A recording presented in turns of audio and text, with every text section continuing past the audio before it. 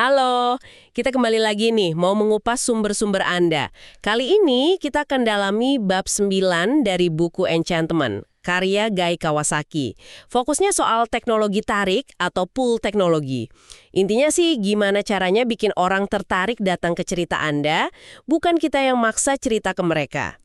Nah, kita bakal lihat strategi buat situs web, blog, terus ada Facebook, LinkedIn, YouTube, bahkan ada sentuhan unik dari estetika Jepang dan cerita pribadi Meryl Evans juga. Jadi misi kita kali ini, bongkar rahasia pakai alat-alat ini biar bisa narik perhatian orang dan ya memikat mereka. Betul.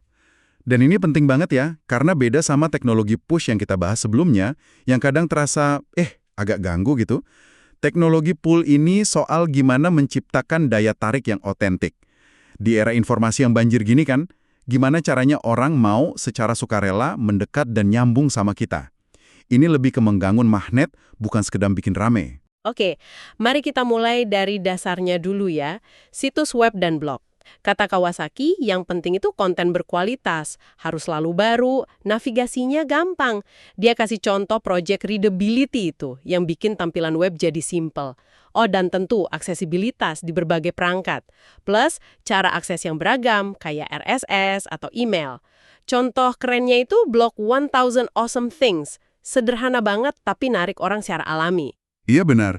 Tapi yang menarik buat saya bukan cuma kontennya loh. Kawasaki kayaknya mau bilang kalau, desain yang bersih, navigasi yang intuitif itu sama pentingnya. Itu tarikan pertamanya. Jadi bukan cuma isinya, tapi kemudahannya juga. Ini soal menghargai waktu orang, bangun trust dari awal, bukan malah bikin pusing. Ini langkah awal buat ngilangin hambatan ke daya pikat itu sendiri. Dari rumah pribadi kita di web, kita pindah ke alun-alun digital nih, Facebook, platform gede banget ini. Kawasaki nyebutin tips dari Mari Smith. Ada soal tab sambutan, terus pakai daftar teman, pakai ad tag juga, terus respons yang cepat dan personal, kasih kejutan buat fans sama libatin mereka. Misalnya, minta ide dari mereka langsung atau crowdsourcing. Nah, kalau kita rangkum ya, intinya Facebook itu efektif buat pull kalau kita bisa menciptakan semacam keintiman dalam skala besar. Tips-tips tadi itu tujuannya ke sana. Bangun komunitas lewat interaksi-interaksi kecil yang terasa personal.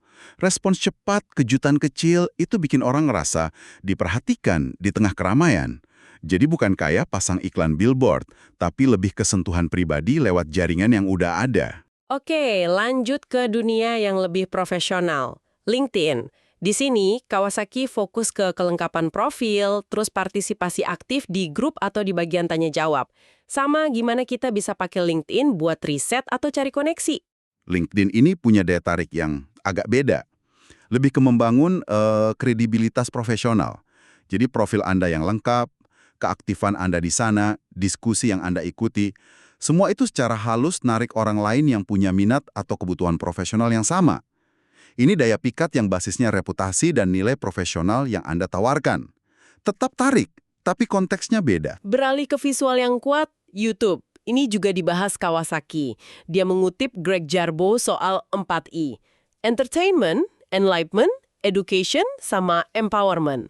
Hiburan, pencerahan, edukasi, pemberdayaan. Tapi ada data menarik nih dari visible measures yang disebutin. Krusial banget. Katanya, 10 detik pertama itu penentu. Kalau nggak ngena, 20% penonton bisa langsung hilang. Jadi, selain konten 4I tadi, optimasi penemuan, kayak judul, teks, thumbnail, sama dorongan buat berbagi itu jadi kunci banget. Iya, kekuatan YouTube kan di cerita visual, sama potensi bikin orang langsung nyantol. Data 10 detik itu benar-benar ngegasin pentingnya hook di awal. Harus cepat kasih alasan buat nonton terus. Jadi nilai atau daya tariknya harus kerasa cepet banget biar orang nggak keburu klik video lain. Nah, ini nih perspektif yang agak unik yang dimasukin Kawasaki. Berpikir ala Jepang. Ini dari Gare Reynolds. Ada prinsip kayak kanso, artinya kesederhanaan, ngilangin yang nggak perlu, sama shibui, keindahan yang nggak mencolok, bersahaja gitu. Rasanya kok kontras ya sama dunia digital yang bisanya rame banget. Justru itu dia poinnya. Relevansinya sama teknologi tarik. Prinsip-prinsip ini ngajarin kita buat nyiptain ruang, termasuk ruang digital ya, yang bersih, fokus, nggak lebay. Kayak bikin oase tenang di tengah hiruk-pikuk informasi, gitu.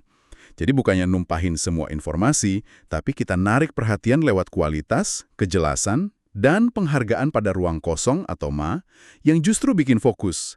Ini daya pikat yang lebih dalam, lebih nenangin kayaknya. Oke, terakhir, ada sentuhan personal dari cerita Meryl K. Evans. Dia cerita sebagai seorang tuli, gimana closed captions atau teks di TV itu jadi teknologi tarik buat dia.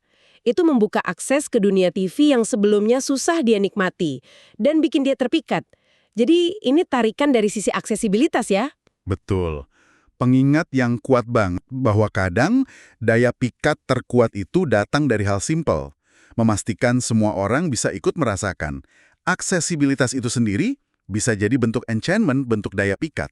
Jadi kalau kita tarik benang merahnya dari semua ini ya, teknologi tarik versi Kawasaki ini bukan cuma soal pakai platform A atau B, ini lebih ke pola pikir. Gimana kita nyiptain kehadiran online yang otentik, berharga buat audiens, yang menghargai waktu mereka, gampang diakses, dan secara estetikanya juga menarik. Sehingga orang tuh secara alami pengen datang, pengen lebih deket.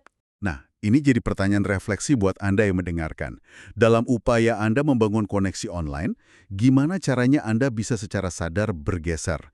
Dari sekedar mendorong informasi keluar, menjadi benar-benar menarik orang lain masuk ke dunia Anda dengan cara yang memikat hati mereka. Dan mungkin sebagai pemikiran penutup untuk Anda bawa pulang. Selain platform-platform digital yang tadi kita bahas, ada nggak sih mekanisme tarik lain yang mungkin tak terduga?